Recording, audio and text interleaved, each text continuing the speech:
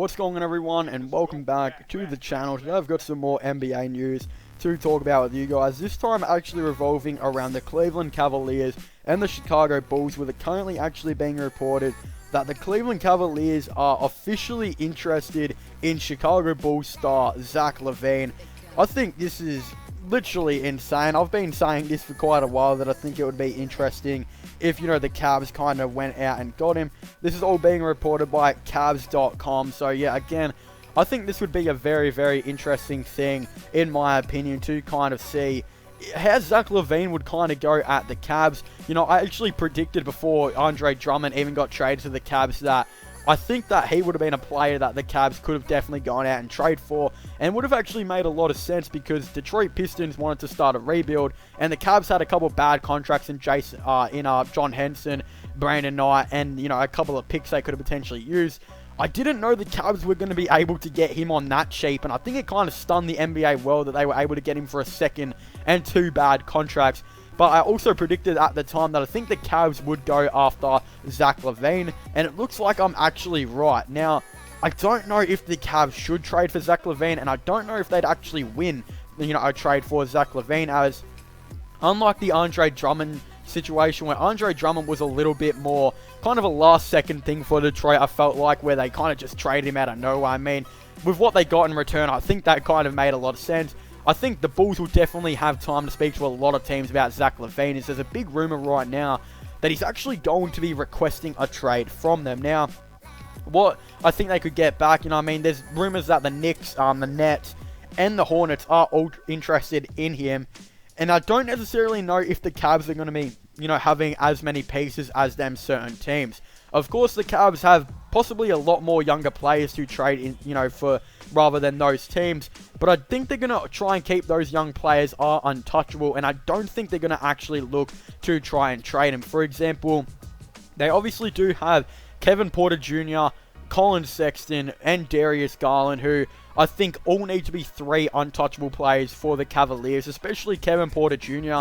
I mean, if they were to trade for Zach Lavine, then he would most likely take KPJ's spot, unless they were going to play Lavine as like a small ball type of small forward, which I don't really think you can do. I think Lavine needs to be starting at shooting guard. He's not exactly the greatest defender out there.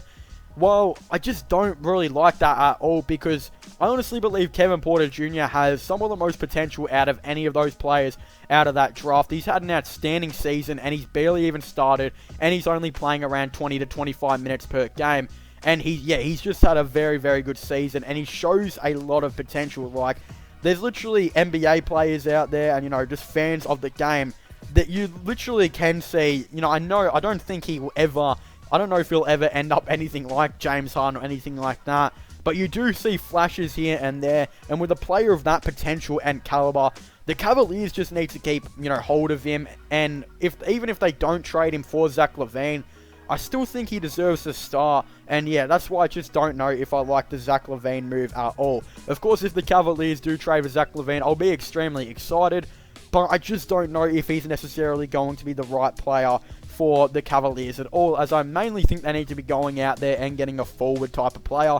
Whether that's a small forward or power forward, I don't really know. It's either going to be potentially Danny Avdija or Obi Toppin, or maybe even Onyeka Okongwu in the upcoming draft. I think those three are kind of the ones that make the most amount of sense. Obviously, Okongwu doesn't really, because he's not exactly the greatest shooter, and he's more of like a Tristan Thompson / Bam Adebayo hybrid of, he can pretty much run the floor as a small ball type of center / power forward. I just don't necessarily know if he fit the Cavs. Obi Toppin of Denny Avdija, I think, would quite a bit. But yeah, honestly, I just think Kevin Porter Jr. needs to be starting next season. Like, he's had a great season, 23.2 minutes per game. He's averaging 10 points, 3.2 rebounds, and 2.2 assists. And that's, he's barely had really the ball in his hands and as much opportunity as other certain players have.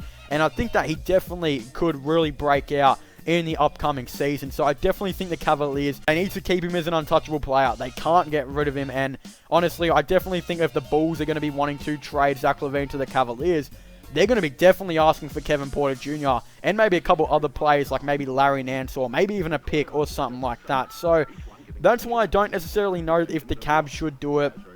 I honestly believe that, as I was saying, Darius Garland, Colin Sexton, and Kevin Porter Jr., and this season's pick, which is most likely going to be, I believe, a top 6 pick guaranteed, all of those pieces and players need to be guaranteed to be at the Cavs next season. It's obviously their young future, and it's a pretty bright young core.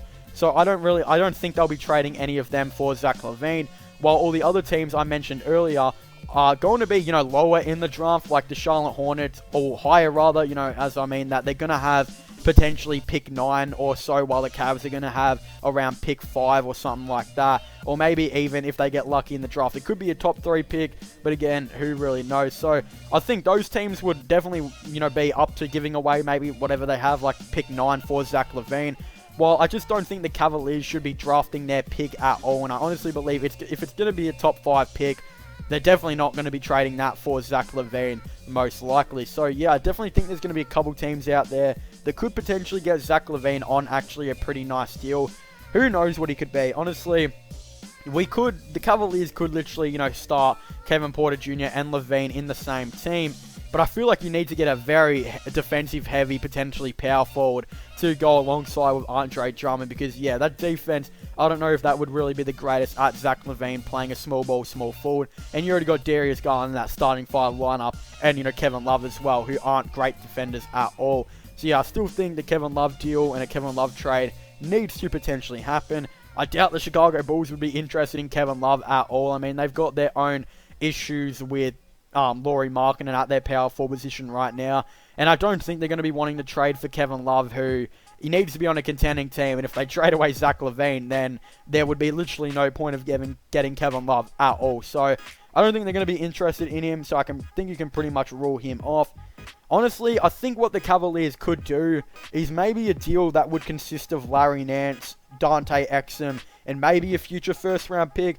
I definitely think the Chicago Bulls would be very interested in that.